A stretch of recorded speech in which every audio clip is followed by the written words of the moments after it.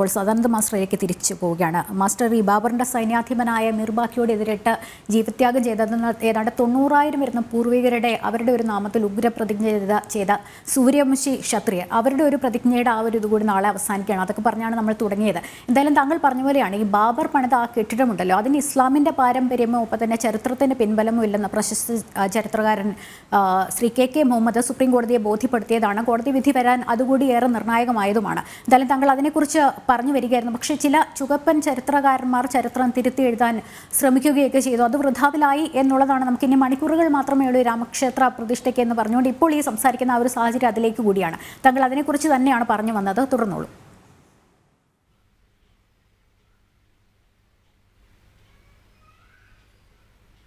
ശരി.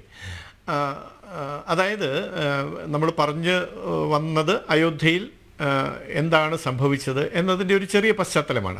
അപ്പോൾ ഞാൻ അവസാനിപ്പിച്ചത് ഡൽഹി സുൽത്താനേറ്റിലുണ്ടായിരുന്ന ഭരണാധികാരി ഇബ്രാഹിം ലോധിയെ വധിച്ചുകൊണ്ടാണ്. അദ്ദേഹം യുദ്ധക്കളത്തിലാണ് മരണപ്പെട്ടത്. ഇബ്രാഹിം ലോധിക്ക് ചരിത്രത്തിൽ പറയുന്നത് ബാബറിനേക്കാൾ വലിയ സൈനിക ശേഷി ഉണ്ടായിരുന്നു, പക്ഷേ ബാബർക്ക് പീരങ്കിപ്പടയുണ്ടായിരുന്നു എന്നാണ്. അപ്പോൾ പീരങ്കി ഇബ്രാഹിം ലോധിയുടെ കയ്യിലില്ല. അതുകൊണ്ട് തന്നെ പീരങ്കിപ്പട ഉപയോഗിച്ചുകൊണ്ട് ഇബ്രാഹിം ലോധിയെ ബാബർ നേരിട്ടപ്പോൾ പ്രതിരോധിക്കാനോ ചെറുത്തു നിൽക്കാനോ ഇബ്രാഹിം ലോധിക്ക് കഴിഞ്ഞില്ല. അദ്ദേഹത്തിന് 100-100ഓളം ആനകളുള്ള വലിയ ആനയുടെ ഒരു സൈന്യമുണ്ടായിരുന്നു. പക്ഷേ ഈ പീരങ്കിയുടെ ശബ്ദമൊക്കെ കേട്ടപ്പോൾ ആനകളൊക്കെ തിരിഞ്ഞോടുന്ന സമയത്ത് ലോധിയുടെ സൈന്യത്തിലുണ്ടായിരുന്ന അനേകം സൈനികന്മാർ ആനയുടെ ചവിട്ടേറ്റ് മരണപ്പെട്ടിട്ടുണ്ട്.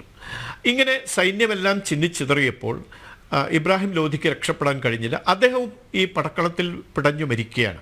അപ്പോൾ ഇബ്രാഹിം ലോധിയെ ഒന്നാം പാനിപ്പത്ത് യുദ്ധം എന്നറിയപ്പെടുന്ന യുദ്ധത്തിൽ പരാജയപ്പെടുത്തിയാണ് ബാബർ ഭാരതത്തിൽ വിജയക്കൊടി നാട്ടുന്നത്. പിന്നീട് 1526-ലാണ് അദ്ദേഹം വരുന്നത്. 528 അയോധ്യയിലേക്ക് പ്രവേശിക്കുകയാണ്. അയോധ്യയിൽ പറയപ്പെടുന്നത് വിക്രമാദിത്യ ചക്രവർത്തിയാൽ നിർമ്മിതമായ 88 നാഴിക അകലെ നിന്നു പോലും ദർശിക്കാൻ കഴിയുന്ന കുംഭഗോപുരങ്ങളോട് കൂടിയ വിശ്വോത്തരമായ ഒരു രാമമന്ദിരമുണ്ടായിരുന്നു. ആ രാമമന്ദിരമാണ് ബാബറുടെ സൈന്യം ബാബറുടെ നിർദ്ദേശപ്രകാരം തകർത്തത് എന്ന് ബ്രിട്ടീഷ് ഉദ്യോഗസ്ഥന്മാർ രേഖപ്പെടുത്തിയിട്ടുണ്ട്. അപ്പോൾ ആ രാമക്ഷേത്രം, അതായത് ഒരുപാട് കോടിക്കണക്കിന് എന്ന് തന്നെ പറയാവുന്ന ജനങ്ങളുടെ മനസ്സിലെ മാനബിന്ദുവായി പ്രതിഷ്ഠിക്കപ്പെട്ട രാമക്ഷേത്രം തകർത്തുകൊണ്ടാണ്. അങ്ങനെ തകർക്കപ്പെടുമ്പോൾ പ്രതിരോധിച്ച നിരപരാധികളായ ഭക്തരായ നിരായുധരായ കയ്യും കെട്ടി ഹരേ രാമ എന്ന് മാത്രം ചൊല്ലിയിരുന്ന ഭക്തജനങ്ങളെ കഴുത്തറുത്ത് കൊലപ്പെടുത്തി അങ്ങനെ ഒഴുകിയ ചോരയിൽ കുഴച്ച് ആയിരുന്നു ഈ തകർക്കപ്പെട്ട ക്ഷേത്രങ്ങളുടെ അവശിഷ്ടങ്ങൾ ഉപയോഗിച്ച് അവിടെ ഒരു മന്ദിരം പണിതത് എന്ന് പോലും പറയപ്പെടുന്നുണ്ട്. അപ്പോൾ ആ തരത്തിൽ പോരാട്ടത്തിൻ്റെ ത്യാഗത്തിൻ്റെയൊക്കെ പ്രതീകമായി രാമജന്മഭൂമി അങ്ങനെ നിലനിൽക്കുകയാണ്. അപ്പോൾ അവിടെ ഈ മന്ദിരം പണിതതിന് ശേഷം ആ മന്ദിരം പ്രാർത്ഥനയ്ക്ക് ഉപയോഗിച്ചിരുന്നില്ല. സാഹചര്യ തെളിവുകളും മറ്റു കാര്യങ്ങളും കണക്കിലെടുക്കുമ്പോൾ നമുക്കത് മനസ്സിലാക്കാൻ കഴിയും. കാരണം ബാബർ അദ്ദേഹം ഭാരതത്തിൽ ഈ മുഗള സാമ്രാജ്യം, മുഗള എന്ന പ്രയോഗം വന്നത് മംഗോൾ എന്ന വാക്കിൽ നിന്നാണ്. മംഗോൾ വംശജനാണ് ബാബർ. മംഗോൾ വംശജനായ ബാബർ സ്ഥാപിച്ചത് കൊണ്ടാണ് മുഗള വംശം എന്നു പേര് വന്നത്. ആ മുഗള വംശം സ്ഥാപിച്ച ബാബർ അയോധ്യയിൽ ആരാധിക്കാൻ വേണ്ടിയാണ് രാമക്ഷേത്രം തകർത്ത് പള്ളിയാണ് പണിതിരുന്നതെങ്കിൽ ബാബറുടെ ആസ്ഥാനമായി ബാബർ സ്വീകരിക്കേണ്ടിയിരുന്നത് അയോധ്യയായിരുന്നു. പക്ഷെ ബാബർക്കത് ആവശ്യമില്ല. ബാബറുടെ ഒരേ ഒരു ആവശ്യം ഈ ക്ഷേത്രം തകർക്കുക, അവിടെ അപമാനത്തിൻ്റെ ഒരു ചിഹ്നം ഉണ്ടാക്കിയെടുക്കുക എന്നത് മാത്രമായിരുന്നു. കാരണം അക്രമിയായ ഒരാളുടെ മനഃശാസ്ത്രം അതാണ്. ആക്രമിക്കപ്പെടുന്ന ആളെ പ്രേരിപ്പിക്കാൻ കഴിയുന്ന അല്ലെങ്കിൽ അവർക്ക് ഇൻസ്പിരേഷൻ കൊടുക്കാൻ സാധിക്കുന്ന എന്തെങ്കിലും ഉണ്ടെങ്കിൽ അതിനെ തകർത്ത് കളയുക. അതൊരു അക്രമിയുടെ മനഃശാസ്ത്രമാണ്. ആ മനഃശാസ്ത്രമാണ് ബാബറിനെ നയിച്ചിരുന്നത്. അപ്പോൾ ബാബർ അത്തരത്തിലൊരു മന്ദിരം അവിടെ പണിയുന്നു. പക്ഷേ തൻ്റെ ആസ്ഥാനമായി അദ്ദേഹം സ്വീകരിച്ച പ്രദേശങ്ങൾ ആഗ്രയും അതുപോലെ ലാഹോറും ഒക്കെയാണ്, ലക്നൗ ഒക്കെയാണ്. അപ്പോൾ അങ്ങനെയുള്ള ബാബർ ഇവിടെ പള്ളി പണിതു എന്നിങ്ങനെ പ്രചരിപ്പിച്ച് ജനങ്ങളിൽ സംശയങ്ങളും ആശയക്കുഴപ്പങ്ങളും സൃഷ്ടിക്കുകയാണ് ഞാൻ ഈ പറഞ്ഞ മൂന്ന് കൂട്ടരും ചേർന്നുകൊണ്ട്. ഇപ്പോൾ നമുക്കറിയാമല്ലോ, രാമക്ഷേത്രത്തിൽ പ്രാണപ്രതിഷ്ഠ നടത്താൻ പോകുന്നത് എന്തോ ഒരു വലിയ പാതകമാണെന്ന് ലക്ഷ്മിജി എന്നോട് തുടക്കത്തിൽ ചോദിച്ച ചോദ്യം അതാണ്. കേരളത്തിൽ എന്തുകൊണ്ടാണ് ഭാരതത്തിൻ്റെ ഇതര പ്രദേശങ്ങളിൽ ഇത്രയേറെ ആവേശത്തോടെ ജനങ്ങൾ ആഹ്ലാദത്തിമിർപ്പിൽ മുഴുകുന്ന സമയത്ത് എന്തുകൊണ്ടാണ് കേരളത്തിൽ ഇങ്ങനെയൊക്കെ സംഭവിക്കുന്നത് എന്നാണ് തുടക്കത്തിൽ നമ്മൾ അതിനെക്കുറിച്ച് സംസാരിച്ചല്ലോ. അതിൻ്റെ കാരണം മറ്റൊന്നുമല്ല, ഈ പറഞ്ഞതുപോലെ ദേശീയമായ ഉണർവിനെയൊക്കെ തകർക്കാൻ വേണ്ടി കച്ചകെട്ടിയിറങ്ങിയ ആളുകൾ ഈ കേരളത്തിൻ്റെ മനസ്സിനെ സ്വാധീനിക്കുന്നു എന്നുള്ളതാണ്. പക്ഷേ മെല്ലെ മെല്ലെ മോചനം നേടുന്നുണ്ട്. എത്രയോ ആളുകൾ അക്ഷതം സ്വീകരിക്കാനും രാമക്ഷേത്ര പ്രതിഷ്ഠയിൽ മനസ്സുകൊണ്ടെങ്കിലും പങ്കാളികളാകാനും തയ്യാറെടുക്കുന്ന കാഴ്ച നമുക്ക് ഈ കേരളത്തിൽ കാണാൻ സാധിക്കുന്നുണ്ട്. അപ്പോൾ അത് ഭാവിയിലേക്കുള്ള ഒരു ചൂണ്ടുപലക കൂടിയാണ്. യെസ് മാസ്റ്റർ, ഈ നേരത്തെ സൂചിപ്പിച്ചാലാണ് ഈ സമൂഹ മാധ്യമങ്ങളൊക്കെ കാണുന്നതാണ് ബാബറിൻ്റെ മകൻ്റെ മകൻ ആരാണ്, ജഹാംഗീർ ആരാണ് എന്നൊക്കെ നമ്മുടെ കുട്ടികൾ നമ്മൾ പഠിച്ചിട്ടുണ്ട്. ടെക്സ്റ്റ് ബുക്കുകൾക്ക് നന്ദി എന്നുള്ളത്. ചരിത്രം വഴിമാറുന്നു, മാത്രമല്ല കുഴിച്ചു മൂടപ്പെട്ട നമ്മൾ ഈ നേരത്തെ പറഞ്ഞ രാഷ്ട്രപിതാക്കന്മാർ എന്ന് പറയുന്നവരൊപ്പം തന്നെ ചരിത്രകാരന്മാരൊക്കെ എഴുതി പിടിപ്പിച്ച ചരിത്രമുണ്ടല്ലോ, അല്ലെങ്കിൽ കുഴിച്ചു മൂടപ്പെട്ട യഥാർത്ഥ ചരിത്രം ഇപ്പോൾ പുറത്തേക്ക് വരുന്നുണ്ട്. പക്ഷെ അത് പഠിപ്പിക്കാൻ വേണ്ടി NCERTയുടെ സിലബസ് ഉൾപ്പെടെ മാറേണ്ടതില്ലേ എന്നുള്ളൊരു ചോദ്യം പല കോണുകളിൽ നിന്ന് ഇപ്പോൾ വരുന്നുണ്ട്. മാസ്റ്റർക്ക് അതിനെക്കുറിച്ചുള്ള അഭിപ്രായം എന്താണ്?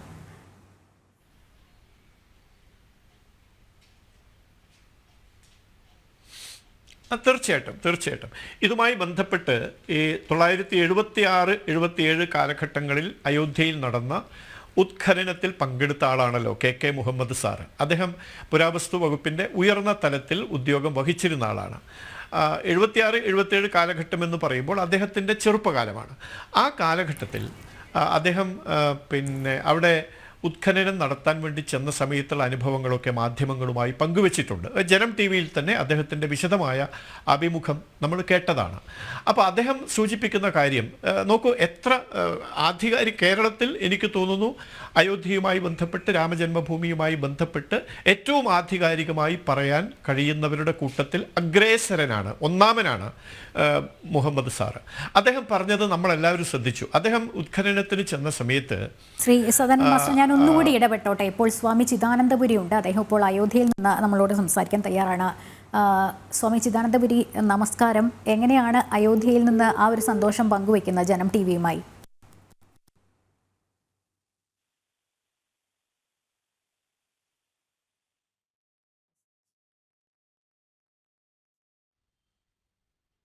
അദ്വൈതാശ്രമ മഠാധിപതി സ്വാമി ചിദാനന്ദപുരി, അദ്ദേഹം അയോധ്യയിൽ പ്രത്യേക ക്ഷണപ്രകാരം എത്തിച്ചേർന്നിട്ടുണ്ട്.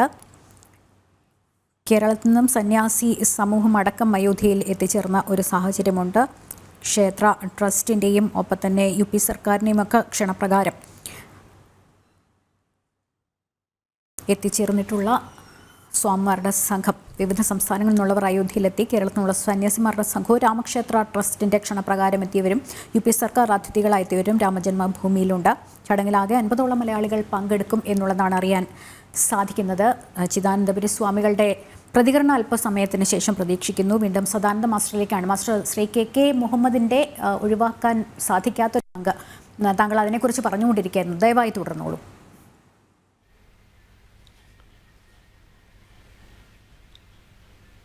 അതെ, മുഹമ്മദ് സാറ് വെളിപ്പെടുത്തിയ സത്യം, അവരവിടെ ഉത്ഖനനം നടത്തിയ സന്ദർഭത്തിൽ ഈ ബാബറി മസ്ജിദ് എന്ന് വിശേഷിപ്പിക്കുന്ന കെട്ടിടം 100% ക്ഷേത്രമായിരുന്നു എന്ന് സ്ഥാപിക്കാൻ കഴിയുന്ന ഒട്ടനേകം തെളിവുകൾ അവർക്ക് ലഭിച്ചു എന്നാണ് അദ്ദേഹം പറയുന്നത്.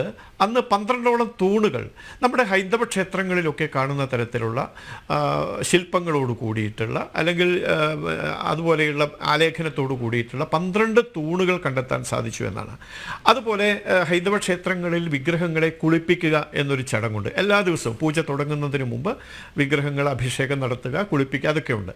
അങ്ങനെയുള്ള കുളിപ്പിച്ച് കഴിഞ്ഞതിന് ശേഷമുള്ള ജലമൊഴുകി പോകാൻ വേണ്ടിയുള്ള പ്രണാളി എന്ന് പറയുന്ന ഒരു പ്രത്യേകതരം വെള്ളമൊഴുകി പോകാനുള്ള സംവിധാനം, ഇതൊക്കെ അവർക്കവിടെ കാണാൻ സാധിച്ചു എന്നാണ്. അപ്പോൾ ആദ്യത്തെ സന്ദർശനത്തിൽ തന്നെ, ഉത്ഖനനത്തിൽ തന്നെ ഇത് അക്ഷരാർത്ഥത്തിൽ ക്ഷേത്രം തന്നെയാണ്, അല്ലെങ്കിൽ ക്ഷേത്രമായിരുന്നു എന്നവർക്ക് ബോധ്യപ്പെട്ടു എന്ന് പറയുന്നുണ്ട്. പക്ഷേ അവർ അക്കാര്യം പൊതുജനങ്ങളെ അറിയിക്കാനോ പത്രമാധ്യമങ്ങളിലൂടെ പ്രസിദ്ധീകരണം നൽകാനോ ശ്രദ്ധിച്ചില്ല. പക്ഷേ അതേസമയത്ത് മറ്റൊരു കാര്യം നടന്നു. അതെന്തായിരുന്നു? ഈ പറയുന്ന ഇർഫാൻ ഹബീബിനെ പോലെയുള്ള, RS ശർമ്മയെ പോലെയുള്ള, റൊമീള താപ്പറിനെ പോലെയുള്ള ആളുകൾ ഇവർ നടത്തിയ ഈ ഉത്ഖനനത്തെക്കുറിച്ച് പത്രങ്ങൾക്ക് വലിയ വാർത്ത കൊടുക്കുകയാണ്, പത്രപ്രസ്താവനയൊക്കെ നടത്തുകയാണ്. എന്താണ് അവർ നടത്തിയ പ്രസ്താവന? അയോധ്യയിൽ അങ്ങനെ ഒരു ക്ഷേത്രമേ ഉണ്ടായിരുന്നില്ല, കുറച്ച് ആളുകൾ വന്നിപ്പോൾ ഉത്ഖനനം നടത്തി ക്ഷേത്രമാണെന്ന് സ്ഥാപിക്കാൻ ശ്രമിക്കുന്നുണ്ട് എന്നൊക്കെ പറഞ്ഞ് ആവശ്യമില്ലാത്ത ആശങ്ക ജനങ്ങളിൽ വളർത്താൻ വേണ്ടിയാണ് ഈ പറയുന്ന ഇർഫാൻ ഹബീബിൻ്റെ ആളുകൾ, അദ്ദേഹത്തോടൊപ്പം പ്രവർത്തിക്കുന്ന റൊമീള താപ്പറിനെ പോലുള്ള ആളുകളൊക്കെ പരിശ്രമിച്ചത്. അവർ പത്രപ്രസ്താവന കൊടുക്കുകയാണ്. ഒരു സാഹചര്യവുമില്ലാതെ, അല്ലെങ്കിൽ അങ്ങനെ ഒരു ആവശ്യകതയില്ലാതെ ഈ ഉത്ഖനനത്തെ എതിർത്തുകൊണ്ട് മാത്രം അവർ പത്രപ്രസ്താവന കൊടുക്കുകയാണ്. അതാണ് പിന്നീട് വലിയ ചരിത്രരേഖയായി പല ആളുകളും കൊട്ടിഘോഷിക്കുന്നത്. ഈ പറയുന്ന ഇർഫാൻ ഹബീബിനെ പോലെ ഞാൻ അദ്ദേഹത്തെ വിശേഷിപ്പിക്കുക ഒരു സെമി ജിഹാദി കമ്മ്യൂണിസ്റ്റ് ചരിത്രകാരൻ എന്നാണ്. കാരണം അങ്ങനെ എല്ലാ തരത്തിലുള്ള ലക്ഷണങ്ങൾ അദ്ദേഹം പ്രകടിപ്പിക്കാറുണ്ട്. നമ്മുടെ ആരാധ്യനായ ഗവർണർ അദ്ദേഹത്തെ വിളിച്ച പേര് ഗുണ്ട എന്ന് വിളിച്ചിട്ടുണ്ട്. ഒരർത്ഥത്തിൽ അത് ശരിയുമാണ് താനും. കാരണം ഇത്തരം പ്രവൃത്തിയാണല്ലോ ചെയ്യുന്നത്.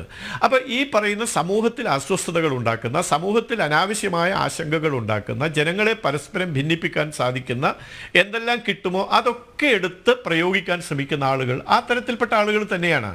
അവർ അത് ചെയ്തു. അങ്ങനെ ചെയ്ത സമയത്ത് മാത്രമാണ് അതല്ല, ഞങ്ങൾ ഉത്ഖനനം നടത്തിയതിന് ശേഷം കണ്ടെത്തിയ സത്യങ്ങൾ ഇന്നതൊക്കെയാണ് എന്ന് മാധ്യമങ്ങൾക്ക് മുഹമ്മദ് സാറും അദ്ദേഹത്തെ അതോടൊപ്പം ഉണ്ടായിരുന്ന ചരിത്രകാരന്മാരുമൊക്കെ പത്രപ്രസ്ഥാനം കൊടുക്കേണ്ടി വന്നത് ആ ഒരു പശ്ചാത്തലത്തിലാണ്. പക്ഷേ ലക്ഷ്മിജി ചോദിച്ചതുപോലെ നമ്മുടെ ചരിത്രം വളച്ചൊടിക്കപ്പെടുന്നു. നോക്കൂ, ചില ഉദാഹരണങ്ങൾ നമുക്കറിയാമല്ലോ. നമ്മൾ അലക്സാണ്ടർ ചക്രവർത്തിയെ നമുക്ക് ബഹുമാനമുണ്ട്, നമ്മളെല്ലാവരെയും ബഹുമാനിക്കുന്നു. ആക്രമണകാരികളായി വന്ന ആളുകളെയും നമ്മൾ ബഹുമാനിക്കുന്നു, അവരുടെ കഴിവിനെ അംഗീകരിക്കുന്നു. അലക്സാണ്ടർ ചക്രവർത്തിയെ നമ്മുടെ ചരിത്ര പാഠപുസ്തകങ്ങളിൽ കുട്ടികളെ എങ്ങനെയാണ് പഠിപ്പിക്കുന്നത്? ഞാനൊരു ചരിത്ര അധ്യാപകനായിരുന്നു. കുട്ടികളെ പഠിപ്പിക്കുന്നത് അലക്സാണ്ടർ ദി ഗ്രേറ്റ് എന്നാണ്. അപ്പോൾ ആയിക്കോട്ടെ, അലക്സാണ്ടർ മഹാനാണ്.